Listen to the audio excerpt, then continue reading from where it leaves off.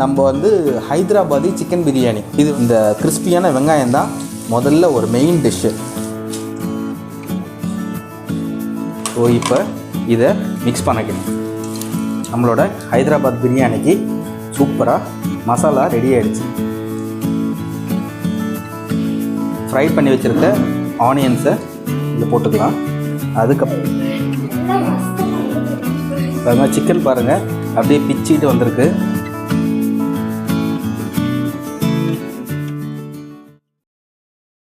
Hi friends, எல்லாரும் எப்படி இருக்கீங்க? நல்லா இருக்கீங்களா? Welcome back to Thanumani vlogs. So ஆக்சுவலாக இவங்க தான் அதை சொல்லணும். Hello everyone, welcome back to Thanumani vlogs. அவனையும் தனியாக காட்டுங்க.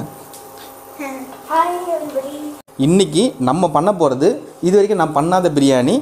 நம்ம வந்து ஹைதராபாதி சிக்கன் பிரியாணி. இது வந்து என்னோடய டெஸ்டிங் பாஸ் ஆகிடுச்சுன்னா நீங்கள் வந்துட்டு அதை ட்ரை பண்ணலாம், இல்லைன்னா தயவு செஞ்சு ட்ரை பண்ணாதீங்க. ஸோ இதுக்கு தேவையானதெல்லாம் நறுக்கின வெங்காயம், இஞ்சி பூண்டு பேஸ்ட்டு, பட்டை, கிராம்பு, ஏலக்காய் அரைச்ச ஒரு பிரியாணி மசாலா, புதினா, கொத்தமல்லி, நெய், லெமன் இருக்குது, இந்த மாதிரி பாத்திரம். ஸோ இதில் தான் வந்து நம்ம ஹைதராபாதி பிரியாணி. இதுக்காகவே நான் போய் வாங்கிட்டு வந்தேன். இது இல்லைனாலும் நீங்கள் சாதாரண டபரா இருந்தாலும் அதில் பண்ணலாம். வீடியோக்குள்ளே போகிறதுக்கு முன்னாடி உங்கள் எல்லாருக்கிட்டையும் ஒரு சின்ன ரிக்வஸ்ட், ப்ளீஸ் நம்மளோட சேனலை வந்து நீங்கள் சப்ஸ்கிரைப் பண்ணுங்கள். சப்ஸ்கிரைப் பண்ணால் தான் நான் போஸ்ட் பண்ணுற வீடியோஸ் உங்களுக்கு வந்து நோட்டிஃபிகேஷனாக வரும். அந்த நோட்டிஃபிகேஷன் வரதுக்கு அந்த பெல் ஐக்கானையும் ப்ரெஸ் பண்ணுங்கள். ஸோ எண்ணெய் காஞ்சிடுச்சு. ஃபஸ்ட்டு வெங்காயத்தை நல்லா ஃப்ரை பண்ணி எடுத்துக்கோங்க. இந்த ஹைதராபாதி பிரியாணிக்கு வந்துட்டு இந்த கிறிஸ்பியான வெங்காயம் தான் முதல்ல ஒரு மெயின் டிஷ்ஷு. அதுக்கப்புறமா சிக்கன். நிறைய பேர் சொல்லுவாங்க நீங்கள் வந்துட்டு மேரினேட் பண்ணோம் அப்படின்னு சொல்லிட்டு. நீங்கள் மேரினேட் வந்து ரொம்பலாம் பண்ண வேண்டாம். ஓவர் நைட் வந்து இந்த மசாலாலாம் போட்டு நீங்கள் மேரினேட் பண்ணணும்னு சொல்லுவாங்க, இல்லை 4 hours முன்னாடி பண்ணணும்னு சொல்லுவாங்க.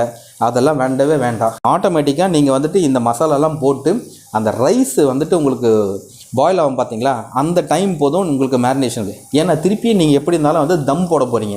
அதில் அந்த ஹீட்லேயே உங்களுக்கு அந்த ஸ்பைசஸ்ஸு, அந்த மசாலா எல்லாம் வந்து அந்த சிக்கனில் வந்து நல்லா வந்துட்டு ஆட் ஆகிடும். நல்லா ஃப்ரை ஆகிட்டுருக்கு. இது வந்துட்டு நம்ம அந்த பகோடாக்கு அந்த ஆகும் பார்த்தீங்களா, அந்த அளவுக்கு வந்துட்டு உங்களுக்கு அந்த கிறிஸ்பியாக கோல்டன் ப்ரௌனாக வந்தால் தான் இந்த பிரியாணிக்கு இது ரொம்ப நல்லாயிருக்கும். 1 kg சிக்கனுக்கு 3/4 கிலோ ரைஸ் எடுத்துக்கோங்க. அதே மாதிரி ஒரு 300 கிராம் ஆஃப் வெங்காயம் வந்துட்டு நல்லா சின்ன ஸ்லைஸாக கட் பண்ணி அதை நல்லா வறுத்து எடுத்துக்கோங்க. இந்த மேரினேஷன் பண்ணும்போது நான் என்னென்னலாம் போடணும் அப்படின்னு நான் உங்களுக்கு டீட்டெயிலாக சொல்லிடுறேன். நல்லா வெங்காயம் வந்துட்டு ஆயிடுச்சு, கோல்டன் ப்ரௌன் கலரில் நல்லா ஆயிடுச்சு. இப்போது நம்ம இந்த வெங்காயத்தை தனியாக செப்பரேட்டாக எடுத்து வச்சுக்கலாம். நல்லா எண்ணெயை வடிகட்டிட்டுங்க, இல்லைன்னா வந்து ஒரு மாதிரி நமுத்து போயிடும்.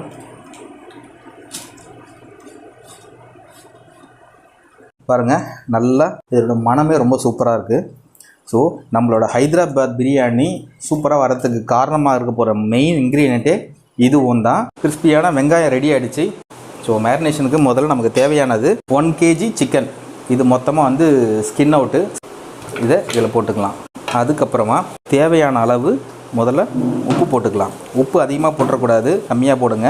அதுக்கப்புறம் அரைச்சி வச்ச பிரியாணி மசாலா, இது வந்துட்டு கொஞ்சமாக. ஸோ கேர்டு நல்லா புளிச்ச தயிர், இது ஒரு 100 கிராம், 100 ml சாரி. இஞ்சி பூண்டு பேஸ்ட் 1, 2, ஒரு 3 ஸ்பூன் இஞ்சி பூண்டு பேஸ்ட் ஆட் பண்ணியாச்சு. ஹைதராபாத் பிரியாணியில் கலர் நல்லாயிருக்கும், சூப்பராக இருக்கும். ஸோ காஷ்மீரி சில்லி யூஸ் பண்ணாலும் நல்லாயிருக்கும். ஸோ என்னோடய மெஷர்மெண்ட்டுக்கு ஒரு 2 spoon of Kashmiri chilli powder கரெக்டாக இருக்கும். நீங்கள் வந்துட்டு ஸ்பூனில் எப்போயும் மெஷர் பண்ணிக்கோங்க, எனக்கு அளவு தெரியும், அதனால் நான் போடுறேன். ஒரு லெமன், இந்த சீட்ஸ் எல்லாம் இல்லாமல் ஒரு லெமன் ஒன்று எடுத்துக்கோங்க. ஒரு ஃபுல் லெமன் நீங்கள் போட்டுக்கலாம். அதுக்கப்புறம் நமக்கு ஒரு கைப்பிடி புதினா வேணும். இந்த புதினாவை நீங்கள் வந்துட்டு அப்படியே போட்டாலும் போடலாம், பட் ஆனால் நான் கட் பண்ணி போடுறேன். நல்லா பொடிசாக கட் பண்ணி போட்டுடலாம். கொத்தமல்லியை வந்துட்டு ஒரு கைப்பிடி.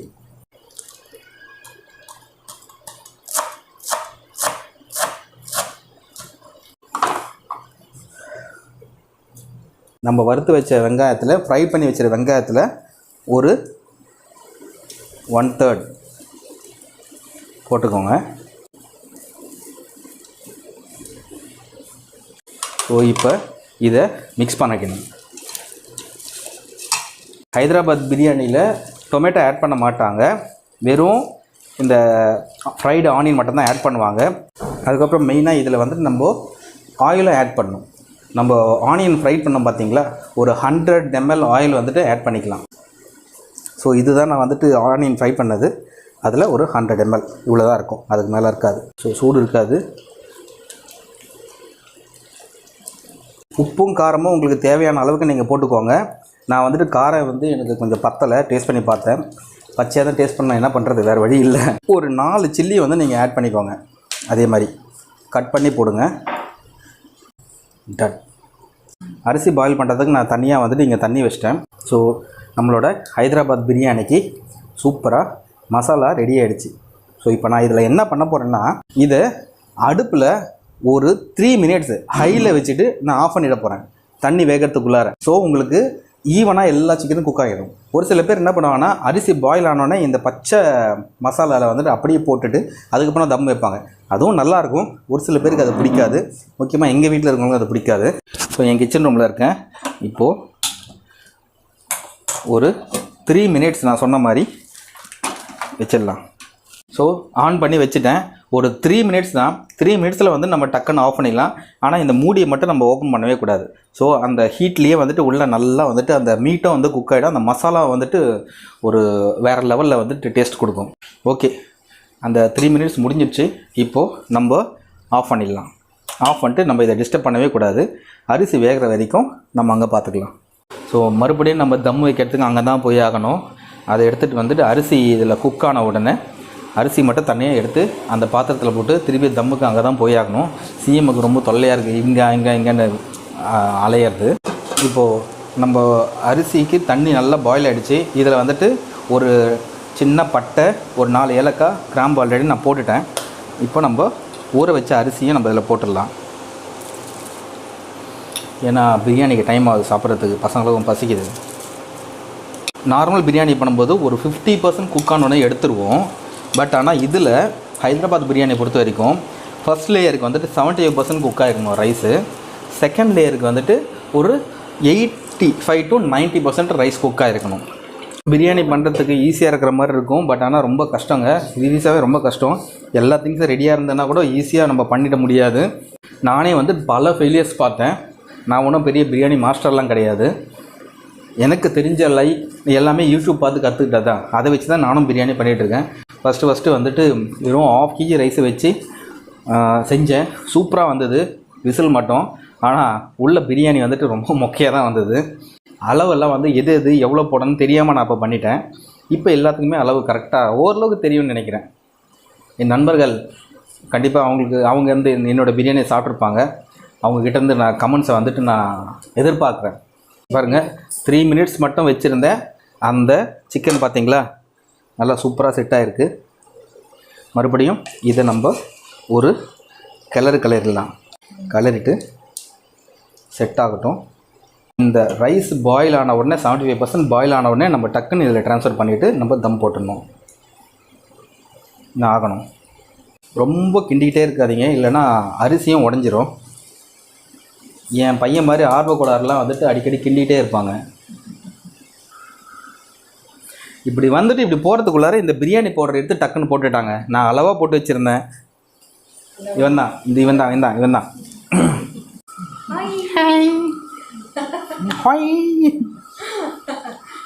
இங்கே பாருங்கள். இப்போது அரிசி சூப்பராக குக் ஆகிடுச்சு. இப்போ பாருங்கள், நான் ப்ரெஸ் பண்ணுறேன், 3 உடையும் பாருங்கள். பார்த்தீங்களா? நம்ம ஃபஸ்ட் லேயரை இப்போ நம்ம இதில் போட்டுடலாம். தண்ணி இல்லாமல் நல்ல தண்ணி வடிஞ்சதுக்கப்புறம் போடுங்க.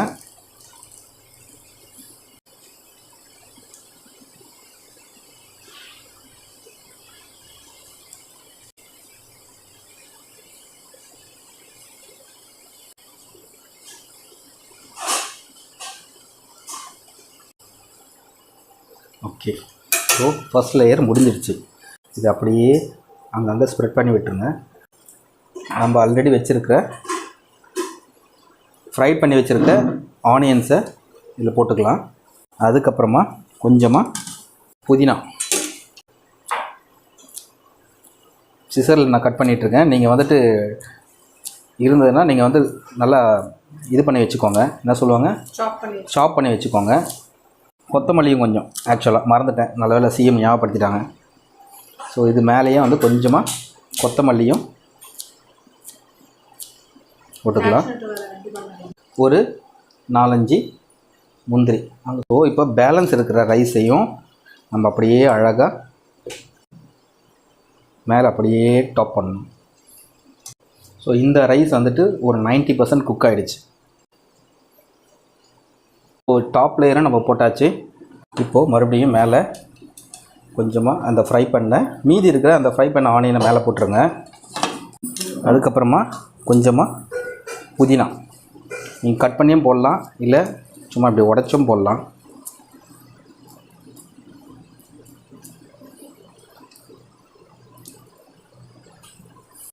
கொத்தமல்லியும் கொஞ்சம் வச்சு போட்டுக்கலாம். ஸோ நான் கலர் பவுடர் கலந்து வச்சுருக்கேன். ஸோ அதை லைட்டாக கலருக்காக, நிறைய வேண்டாம், லைட்டாக கேஷ்யூ, அப்புறமா அரைச்சி வச்சுருந்த அந்த பிரியாணி மசாலா நிறைய போட்டுக்காதீங்க, லைட்டாக மேலே வந்து ஸ்ப்ரெட் பண்ணி விடுங்க. ஸோ ஒரு அரோமா ஸ்மெல்லுக்காக. ஸோ இதை நான் க்ளோஸ் பண்ணிடுறேன். க்ளோஸ் பண்ணிவிட்டு நிறைய பேர் இது மேலே வந்துட்டு சப்பாத்தி டோ எல்லாம் அந்த ஏர் போகாமல் இருக்கிறதுக்கு சப்பாத்தி டோ எல்லாம் போட்டு விட்டுவாங்க. அதெல்லாம் தேவையில்லை. நல்லா நல்லா மூடிடுங்க. மூடிட்டு ஹையில் ஒரு 3 மினிட்ஸ், மறுபடியும் ஹையில் வந்துட்டு ஒரு 3 மினிட்ஸ், அதுக்கப்புறம் லோ ஃப்ளேமில், மீடியம் ஃப்ளேமில் ஒரு 2 மினிட்ஸ், அப்புறம் லோ ஃப்ளேமில் ஒரு 2 மினிட்ஸ். அவ்வளோதான். இது ஓப்பனே பண்ணாமல் அதுக்கப்புறமா ஆஃப் பண்ணிவிட்டு ஒரு 20 மினிட்ஸ் கழிச்சு நீங்கள் வந்துட்டு ஓப்பன் பண்ணி பார்த்தீங்கன்னாக்கா உங்களுக்கு அந்த ஸ்மெல் வந்துட்டு அவ்வளோ சூப்பராக இருக்கும். ஸோ அது வரைக்கும் நானும் வெயிட் பண்ணிகிட்ருக்கேன். ஐ ஆம் வெயிட்டிங். ஹலோ, போதும். சக்ஸஸ்ஃபுல்லி ஹைதராபாத் பிரியாணி. வாசனை நல்லா இருக்குன்னு என் பசங்க சொன்னாங்க. ஆனால் உள்ளே எப்படி வந்திருக்குன்னு தெரியல. செக் பண்ணிடலாமா? 3, 2, 1 கோ.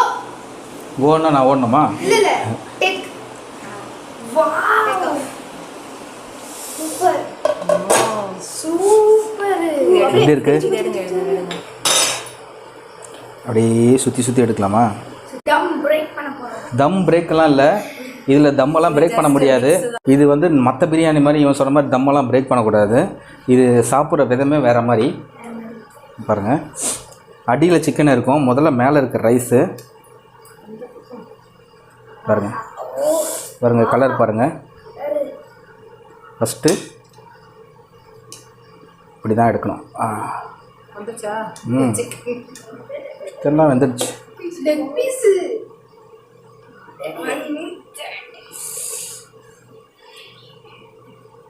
ஸோ இந்த ஒயிட் ரைஸ்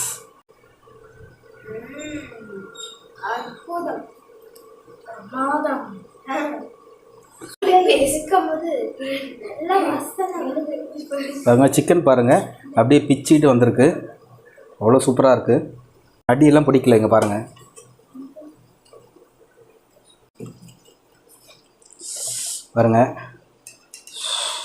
இருக்க சிக்கன்லாம் எடுத்து இதில் வச்சிடலாம். கொஞ்சம் ஜூஸியாகவும் இருக்குது அடியில். முட்டை எடுத்துட்டு விட.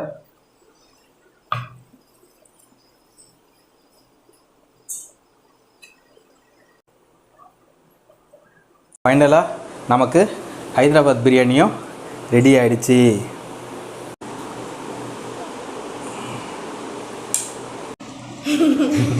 வாய் ஃபுல்லாகிடுச்சு. நான் வச்சது நிறைய வச்சுட்டேன். சரி, நீ பொறுமையாகவே சொல்லு. அதுக்குள்ளே இவன் வெயிட்டிங்கில் இருக்கான். காரம், உப்பு எல்லாமே பர்ஃபெக்ட். சிக்கனும் சூப்பர்.